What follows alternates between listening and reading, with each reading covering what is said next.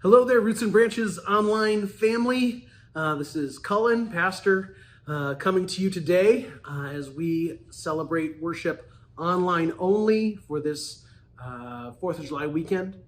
I hope you're having a great time. You're feeling celebrated and surrounded by loved ones, hopefully during this national holiday time. And got a little music and some brief reflections to share with you. And but before we move any further, pray with me. God of love and hope, we turn to you today knowing that celebrations are happening all around this country, honoring independence and self-determination. And yet for so many of us, those high aspirations don't feel like reality. There are people who are members of marginalized communities all around our nation that don't enjoy the kind of privilege that we espouse as a culture. And so we ask that you would help us to celebrate, to be safe as we do so, to embrace loved ones around us, but then also to remember those whose celebration is found wanting, those who don't have enough, those for whom justice is a far-off dream. And we ask that you would stir within us your compassion so that we may be part of bringing about goodness and justice and hope on earth as it is in heaven. Amen. Love is patient, love is kind. It has no arrogance or pride. It seeks the good of others first. It keeps no record of wrong or hurt. It finds no joy in wickedness, but rejoices in the truth. Through it all it will endure. Love will never fail. Love will never, never fail. Love will never, never fail. Love will never, never fail. Love will never fail. Though all prophecy will cease, though all knowledge it will fade, oh, an end will come to speech. Even death will pass away. We will see you face to face, and your mercy will prevail. Faith and hope, they will remain. Love will never fail. Love will never, never fail. Love will never, never fail. Love will never, never fail. Love will never fail. Welcome back.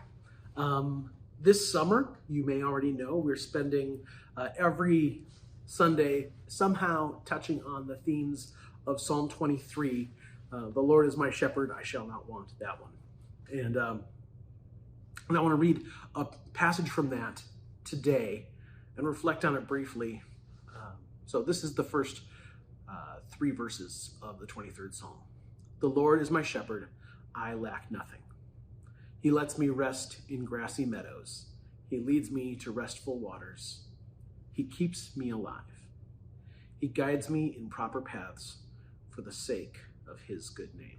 The thing I really wanted to lean on as we think about these first 3 verses today in this psalm that is so fundamental to so many people's spirituality is what would happen if we actually took these words seriously.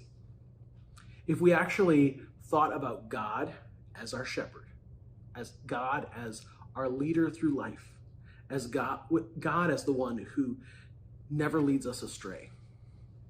God makes sure we are provided for in all things. What that would mean is that we would constantly be following through on the way of Jesus that we experience we experience this incarnate version of the God in heaven on earth, saying the things that humanity should be saying, doing the things that humanity should be doing. And boy, the world would look a lot different if we did that. On this 4th of July weekend, we put a lot of energy and money and explosions into celebrating this particular moment, time and place in history where we have this country where we celebrate freedoms of many kinds. But at the same time, those freedoms all have come at a cost. The freedoms that we experience are, and the wealth that we experience is on the backs of enslaved African Americans. It's land that was stolen from Native people. And so it's not all as simplistic as our fireworks displays would have us believe. But what if settlers came to America all those years ago and said, you know what, the Lord is my shepherd, I shall not want. They came and they followed the way of Jesus, that is a peaceful guide, a loving hand, a gentle teacher, and someone who is constantly looking out for the least and the lost and the left out. And they encountered the people that were here before them, and rather than seeing them as adversaries to conquer, what if they had seen them as friends they hadn't met yet? What if instead of seeing this land as a possession to be seized at all costs, they saw this land as a gift to be partnered with alongside the Native people and to begin a journey of partnership and community side by side? It's almost unfathomable because it's just not our American story. From the beginning, especially white European ancestors of mine and many of yours were takers, not givers. We're users and abusers and not caregivers, not loving companions and friends.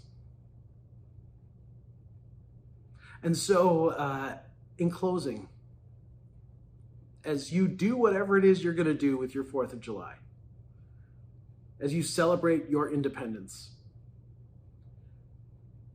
may it be an aspirational vision instead of a statement of mission accomplished. May you aspire to claim the kind of independence, not just for yourself, not just for your household or for people who look and think and act and love and worship like you. May the explosions in the sky, may the songs of patriotic fervor be a call to do better, to live into the way of Jesus in an authentic way, so that this nation could someday really own that high calling of being one nation under God. I mean, we are under God whether we like it or not.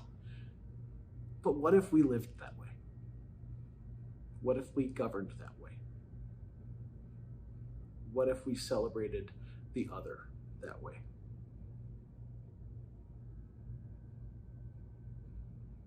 Join me in reflecting on that as we pray. God, being an American is a complicated thing.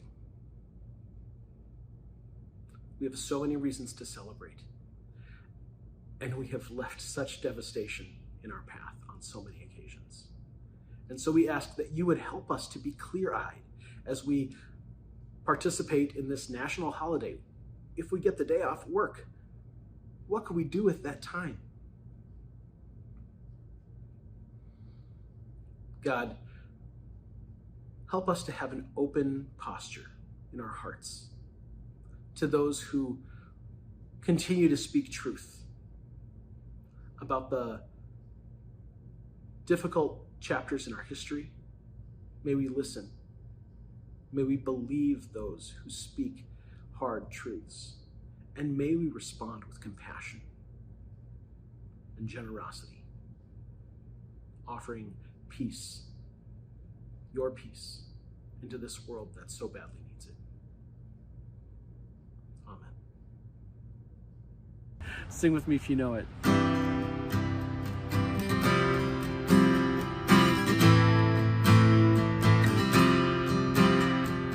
Heavenly Father, you always amaze me. Let your kingdom come in my world, in my life. Give me the food I need to live through today. Forgive me as I forgive people who wrong me. Keep me far from temptation. Deliver me from the evil one.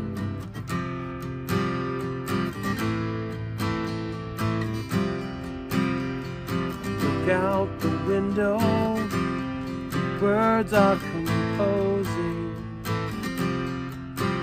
Not a note is out of tune or out of place. I'll walk through the meadow, stare at the flowers, better dressed than any girl on her wedding day. So why do I worry? Why do I freak out? God knows what I need. You know what I need. Your love is, your love is, your love is strong. Your love is, your love is, your love is strong. Your love is, your love is strong.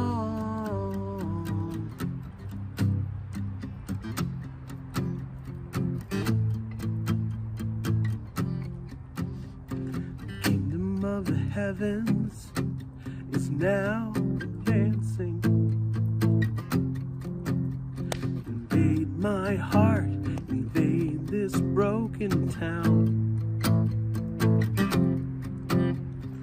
Kingdom of the heavens is buried treasure. Just sell yourself to buy the one you found.